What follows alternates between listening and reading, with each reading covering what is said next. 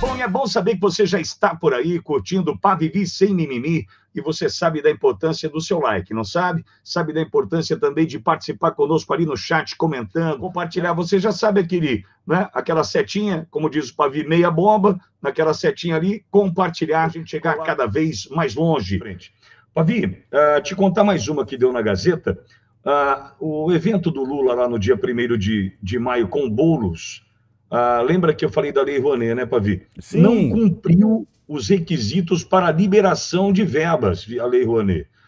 O evento do Dia do Trabalho, no dia 1º, no qual o presidente Lula pediu votos antecipadamente para o pré-candidato à Prefeitura de São Paulo, Guilherme Boulos, não cumpriu todos os requisitos técnicos para a liberação de verbas via Lei Rouanet. A Gazeta do Povo apurou que o Ministério da Cultura não divulgou no sistema de acesso às leis de incentivo à cultura os pareceres técnicos exigidos pela lei. Além disso, a empresa responsável pelo evento, a Veredas Gestão Cultural Limitada, não detalhou a participação das centrais sindicais ao Ministério da Cultura. Olha de que acordo bacana. com a legislação.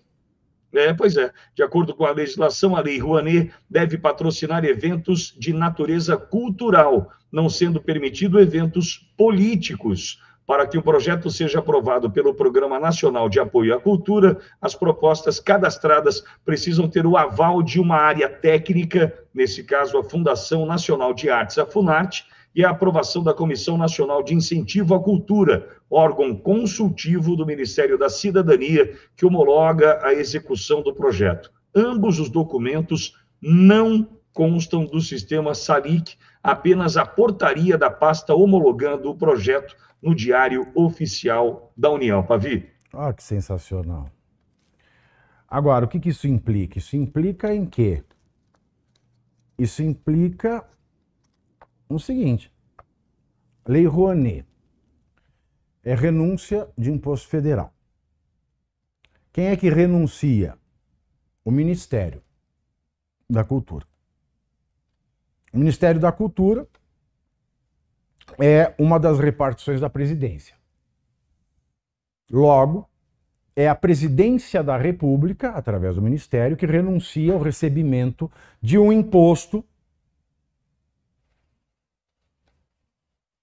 É a presidência da República que renuncia ao recebimento de um imposto em conformidade com a legislação, para a finalidade da legislação, observados os requisitos da legislação.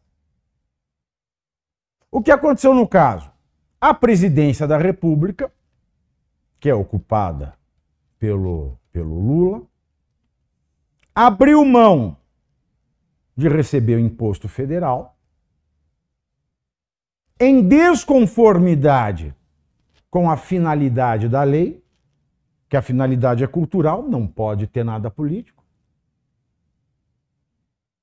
Em desconformidade com os requisitos da lei, questão de edital, de prazo, etc., de apresentação de relatório,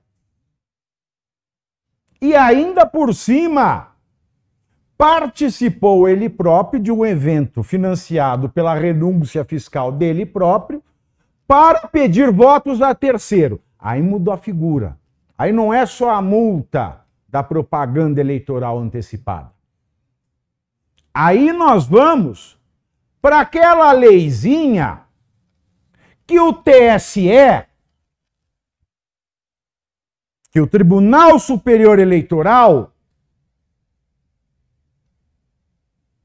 presidido pelo maior violador do Estado Democrático de Direito que esse país já teve, que é o senhor Alexandre de Moraes. Ai, mas ele foi o maior violador? Foi. Ai, não foi o regime militar? Não, porque o regime militar teve a gentileza de fazer um ato institucional avisando, olha, a ordem jurídica está suspensa. Ela foi gentil.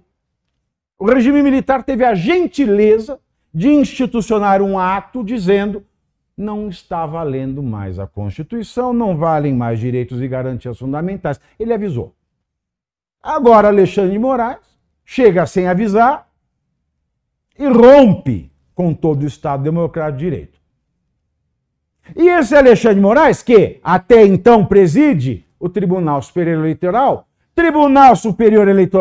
que condenou a inelegibilidade o presidente Jair Bolsonaro com base no abuso de poder político. Este mesmo artigo com o qual o TSE do Alexandre, porque é dele, não vamos nos enganar, é dele. Não é do povo, não é da justiça, é dele. Com base nesse artigo que o TSE declarou inegibilidade do Bolsonaro,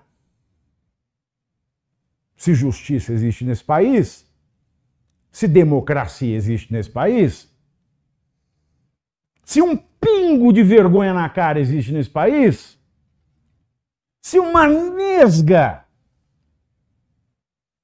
de honradez existe nos ministros do Tribunal Superior Eleitoral, se um pingo de hombridade existe nos ministros do Superior Tribunal Eleitoral, do Tribunal Superior Eleitoral,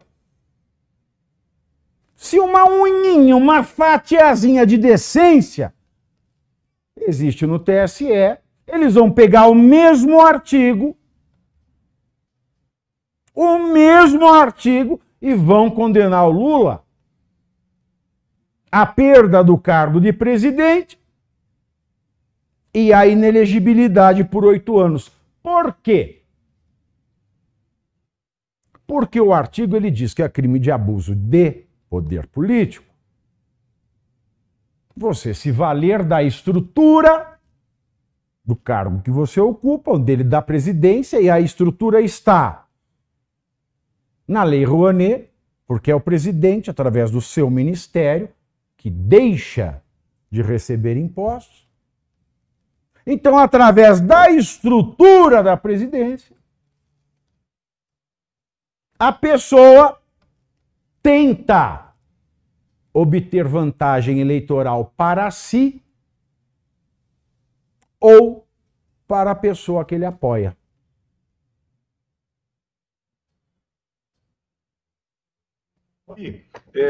Deixa eu só dar um recado para quem está acompanhando a gente, porque o governo decidiu adiar aquele Enem dos concursos, Pavi.